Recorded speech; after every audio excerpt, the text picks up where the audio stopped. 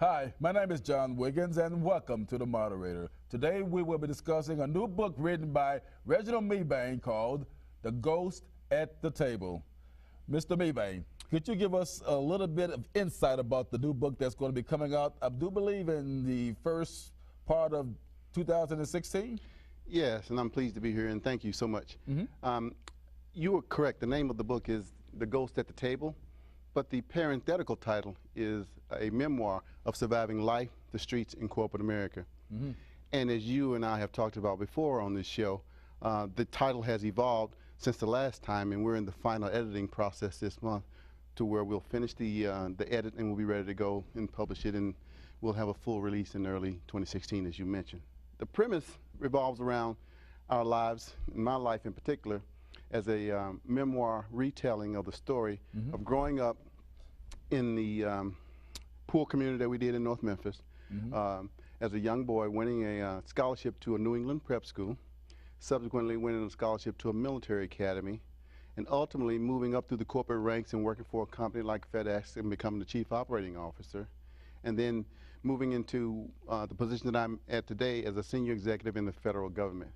The idea is that the same set of skills that it took for me to survive on the streets in North Memphis, as you know, are the same set of skills that I believe apply equally to surviving in prep school, in corporate America, and in life. And that's the premise. You mentioned earlier about growing up in North Memphis. What were some of the things in North Memphis that you remember that would have such a strong impact on you? The challenging situation that we grew up in, as you know, was one of poverty. And also around us every day there was violence, and there were things that were happening in the neighborhood. To some extent we were protected from, and some extent we weren't protected from. But on any given day, any of us could have lost our lives to violence or the scenarios that surrounded us. For us to be able to navigate through that system and learn how not only to survive but thrive as well, to me is a story worth telling. I believe that everybody has a story to tell. And I think by going back and recounting the experiences that I experienced, some of those even with you, are worth sharing with African American men and others who have to overcome struggle. In essence, the book is not just about targeted toward minorities. It is about overcoming struggle in general. And everybody, whether you're a woman or a man, doesn't matter what race, creed, or color, everybody has a story to tell, and everybody has a struggle that they've had to try to overcome. And there's inspiration in that. Also, when you were growing up in North Memphis and you were experiencing these problems, did you have anyone to intervene or anyone that was mentoring you or that you could look up to help guide you through some of those things that you were going through? Well, I had good friends like yourself, but at the same time, you know, people like your mother, who was a foundation for us in terms of stability. I had good teachers along the way. Some of the teachers that I encountered in school helped me to win scholarships so that I was able to reach my full potential. So along the way, I believe in an ancient Chinese proverb, when the student is ready, the teacher will appear.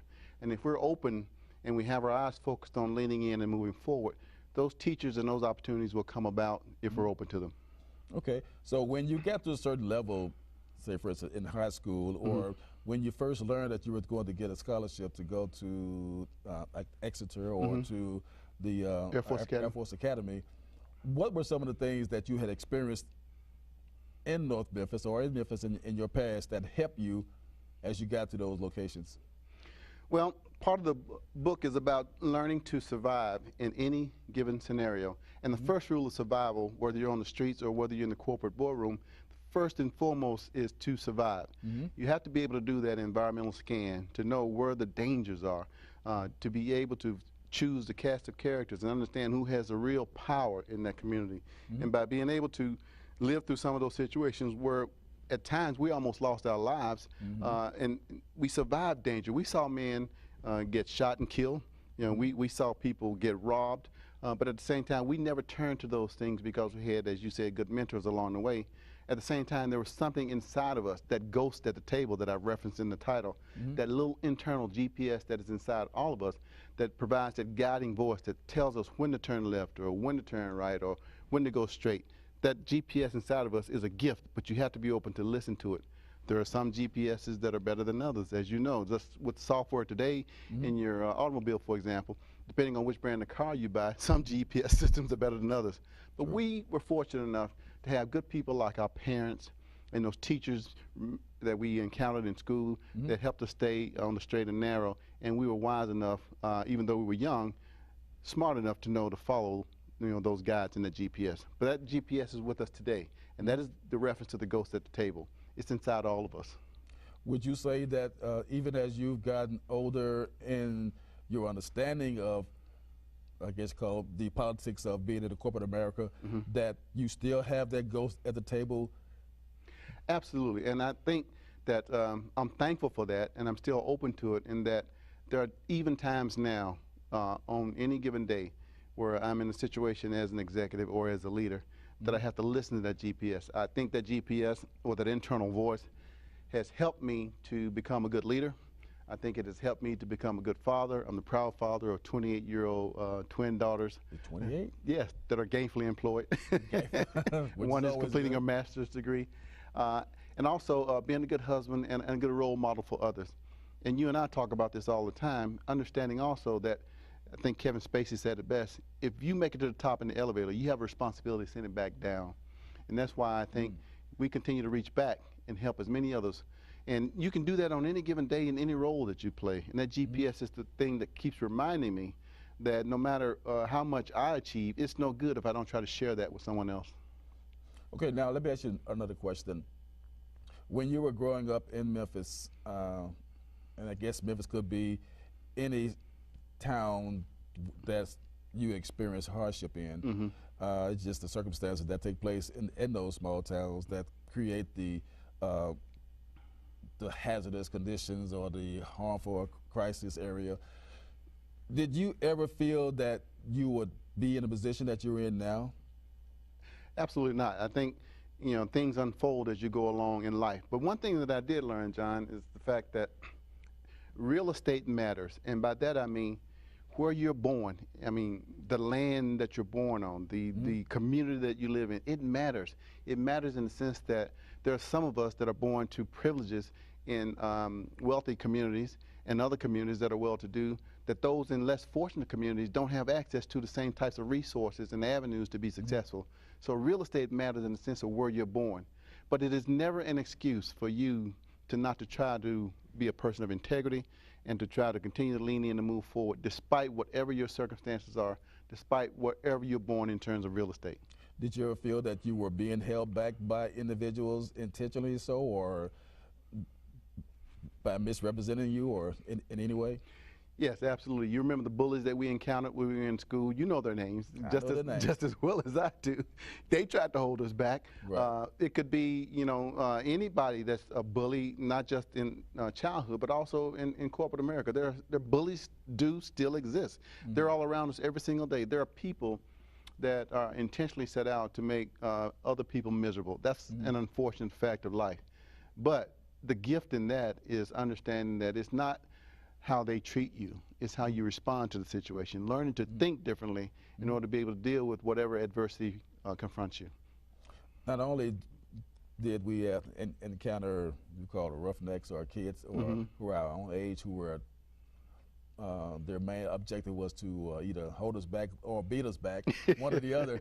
But when you were in school, did you ever encounter those who were going to be your leaders, who were our leaders, who were our teachers, who were our instructors, who, by the mere fact that we were born in an area that was of poverty or poor, that they didn't think that we could make it out of the neighborhood, that we weren't smart enough. Right. They maybe absentmindedly treated us as if we would understand or know how to achieve.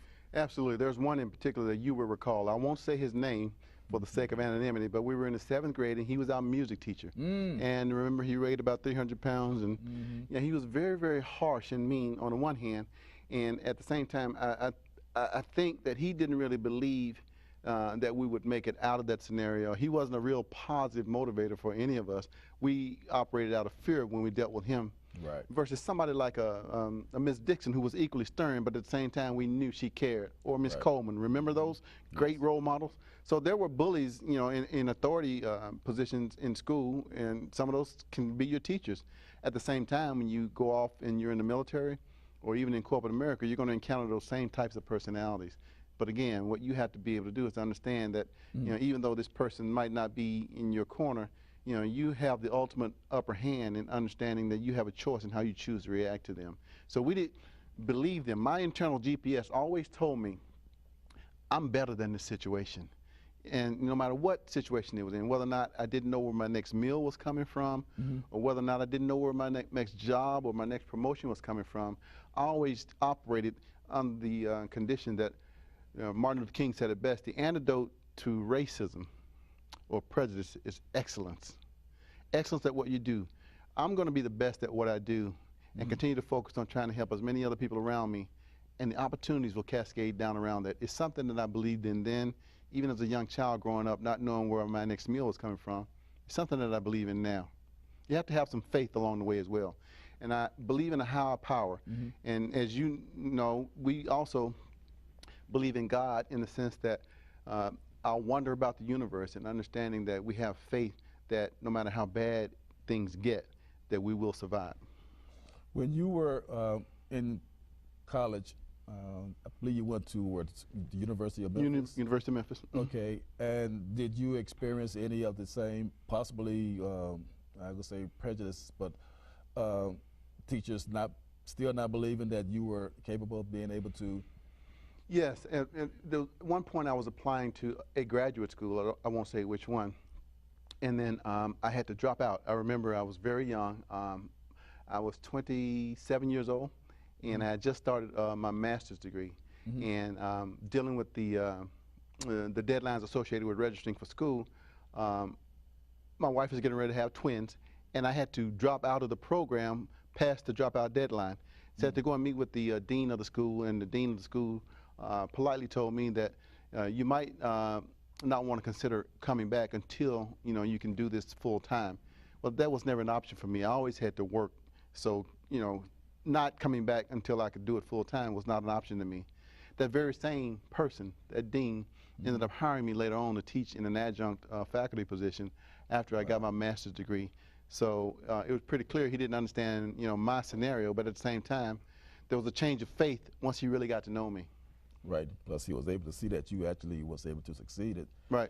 Then he saw that, wow, this is the kind of person I need on my job. Right. Exactly. Okay. Enough to be able to hire me back to teach. So that, in essence, what goes back to where you were saying that what Martin Luther King Jr. said, that do everything with excellence. Yeah, with excellence in mind. And that way you would know that once you do, somebody's always watching you. Right. Now, when you were, after you got out of college and you were in the corporate world, and you were at, I believe, if it's okay to mention the company you was at the time, FedEx. That you started off as unloading trucks on the dock. Okay. Worked a night shift for about 20 years, continued in graduate school, and worked my way up from unloading trucks on the dock to become chief operating officer of one of FedEx's $2 billion companies. Now, how were you able to rise up the ladder, should I say, so fast? And by the time you got to the level that you would, when you left the company, you were still in your 30s, right? No, I was in my 40s. You was, okay. But you left with it as vice president? I retired as one of the chief operating officers. Chief operating officers. Now, how many, quote, quote, African Americans were at that rank or of level? At the time, John, I don't recall one other than myself that was chief operating officer of one of their companies. That doesn't mean they didn't exist. I just don't recall them. So I think it may have been a first. But there's an old saying that overnight success usually takes about 15 years. Now remember, I worked a night shift, for 20 years. So I continued to try to do other things in the community, serve on boards, put something back. I became chairman of the Health, Education, Housing Finance Board, which in turn allowed me to work through trying to create a scenario where when I was young, we never really owned a house until we were fortunate enough to move into subsidized housing, and we thought we'd hit the big time. And there's something about owning a house and valuing, you know, the ownership and responsibility associated with that. So we actually ended up moving into that house, and it changed our whole life. And so when I became chairman of the Health, Education, Housing Finance Board, while I worked at FedEx, I did this on the side as part of my community service. I was able to work with that board to issue over $200 million in housing finance bonds to rebuild the landscape in North Memphis. We're going to keep rolling, but when you was at Federal Express, you had a tendency, or it seemed to me that you had a tendency to be going up the ladder of success at the company pretty fast. And it may have seemed fast to you, but I don't really think it was that fast. Remember, it took me, you know, a while. I think, let's see, I started out as a dock worker.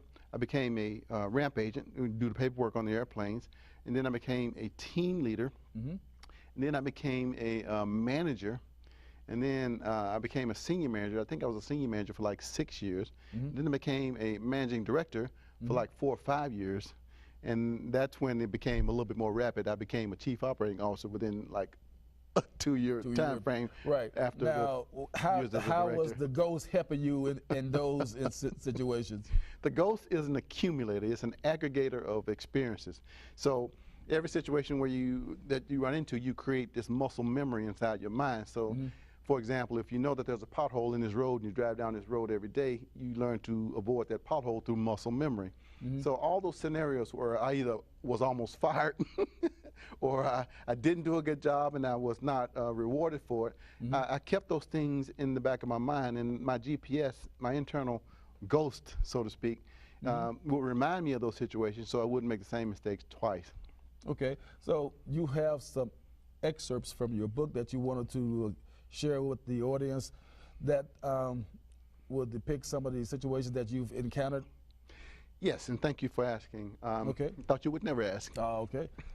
So I'll just share a couple to kind of give you a little teaser. All right. But you know, the culmination of the book ends in some things that I've kind of learned over the years. Remember, the original title was The Unwritten Rules for Surviving Life, the Streets, in Corporate America. Right. Well, it's evolved to the point where it's not just the unwritten rules, but it really is a matter of surviving struggle. So I'll give you a couple of these. Okay. So things that I had learned over the way that my GPS has taught me, that ghost at the table, that internal voice. Rule number 1, survive. First and foremost, whatever system you're in, physical and mental survival have been and always will be the supreme imperative. You are of little value dead. So it doesn't matter if you're a slave on the plantation. It doesn't matter if you're working in a great, big, giant corporate network. You have to first do an environmental scan, learn the landscape and the culture, and be able to survive first and foremost. Otherwise, you're no good to anyone else. Take care of yourself first, and then you can reach back and help others. Okay. Rule number 2, your life is your resume. Live the authentic you. It is more important to know what you are not. This is your compass. That compass becomes your controlling metaphor and your internal GPS for life. At the end of the day, you have to be who you are. Otherwise, it creates all kind of psychological conflict. You know, you're always going to be John. I'm always going to be Reggie, or Ray Ree, as you used to call me. Right. So I want to take that authentic part of me into whatever I do. It helps keep me grounded and remind me it's not a matter where you are. It's a matter where you are from where you first started. Rule number 3, what matters most to you says the most about you. All the material success in the world is of little value if you have no one to share it with, or if you do not believe in something greater than yourself. And I think at the end of the day, you also want to make sure that not only you share your success with others, but that you have a sense of faith in terms of what inspires you to be a better person, whether that be God or some other spiritual being. You have to believe in something bigger than yourself. And then the last one is, nerd is the new black. Either master some degree of technology proficiency or idle in the dark corner of irrelevancy as the whole world passes you by. You know, you want to remain relevant, and whether we like it or not, the digital world is here to stay. And it's not just the digital world, but it's understanding the challenge that we have ahead of us in the generations that come and go. The greatest challenge that we have from a diversity standpoint is not age or race or sex. It's generational differences.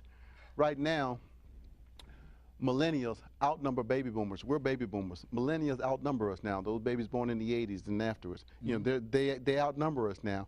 And they're different than we are. They communicate differently. They think differently. And even now, you have Generation Z in the workplace. Babies born in the mid-1990s.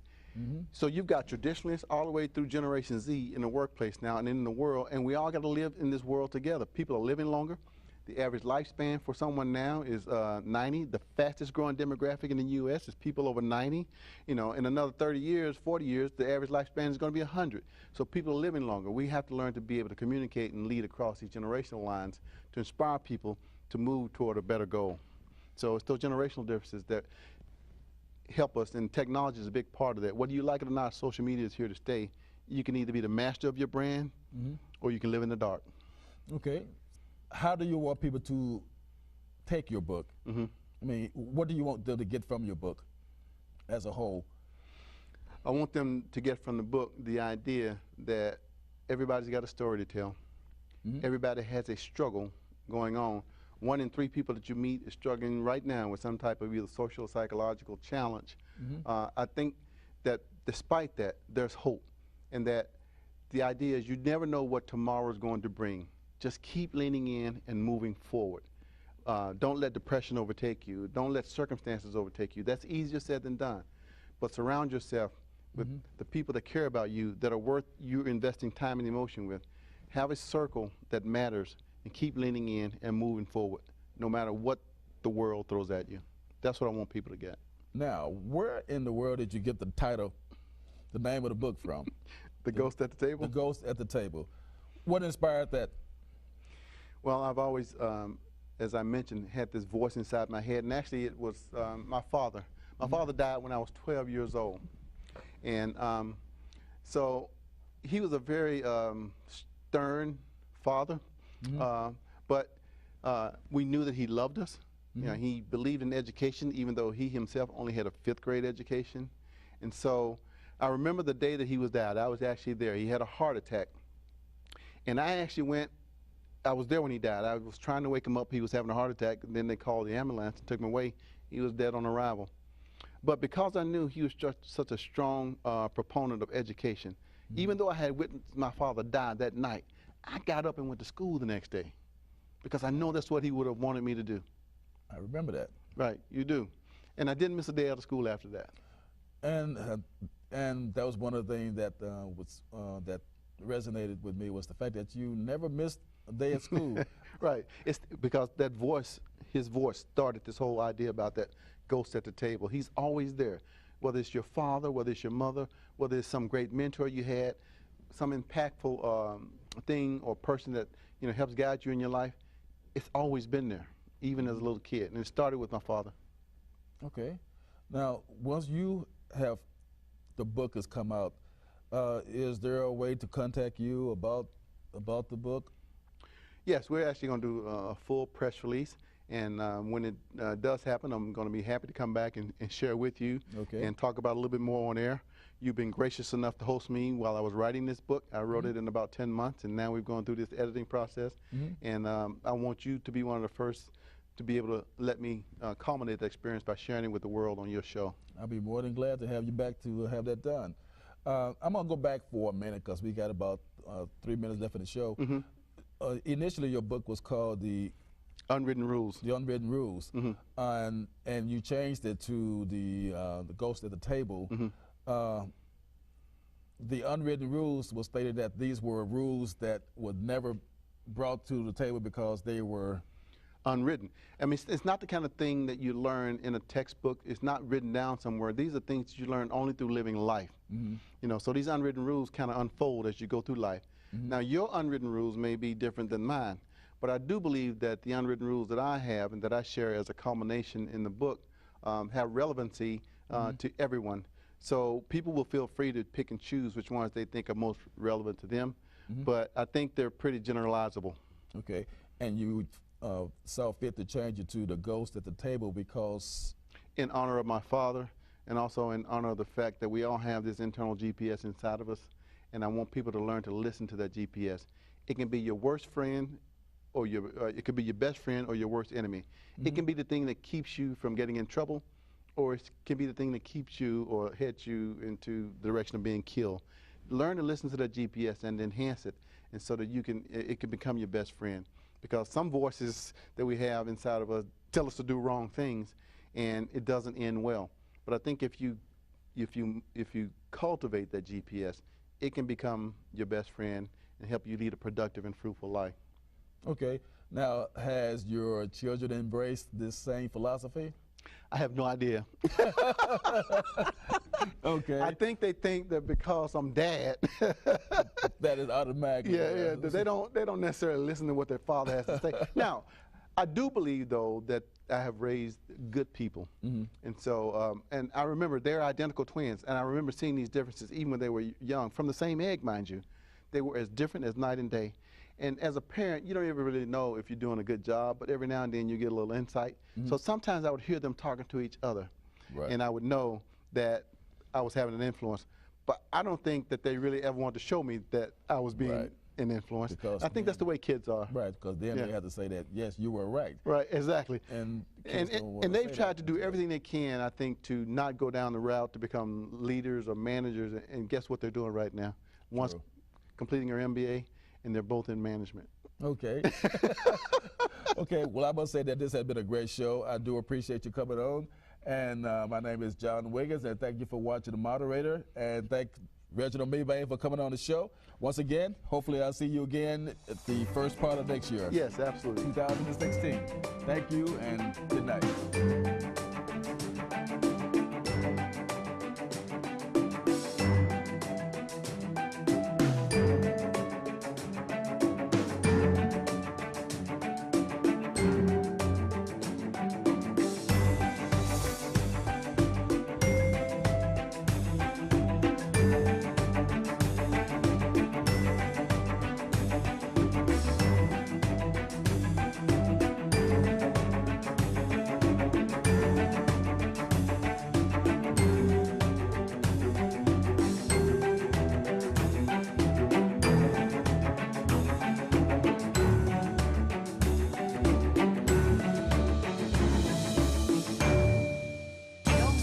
None of my business. No more, I'm sure they'll work it out. No more, boys will be boys. No more, I'll say something next time. No more, why didn't she tell anyone? No more, she was flirting with him. No more, she's too smart to let that happen. No more, not my problem. No more, he didn't mean it. No more, why doesn't she just leave? No more, he said he was sorry. No more, she was drunk. No more, she was asking for it. No more, she seems just fine to me. No more, she should have been more careful. No more, we don't talk about that. No more bystanding. No more ignorance. No more excuses. No more. No more. No more.